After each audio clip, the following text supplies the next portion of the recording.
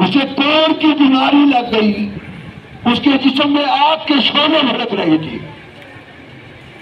تو لوگ کہتے تھے یہ وہی آدمی ہے جس نے اللہ کے ولی پر تان کی تھی، طنز کی تھی۔ اور یہ حضرت عبداللہ ابن تمیمی پر بھی یہی ہوا کہ مخلوق اس کے کان کی لو تک پہنچ چکی تھی، اور سرکار غوث اعظم رضی اللہ تعالیٰ عنہ وہ کہتی تھی کہ فیض حاصل ہوا تو کہا قدمی ھذا علی رقبتی کونی ولی اللہ۔ بغداد کی مسجد کے اندر کھڑے ہو کر آپ یہ بیان فرما رہیں گے تمام اولیاء کی گردن پر میرا قدم ہوگا، اور وہی آج فیض ہے سرکار غوث اعظم کا، جو ہم کھا بھی رہے ہیں اور سن بھی رہے ہیں اور لوٹ بھی رہے ہیں اور فیض یاب بھی رہے ہیں۔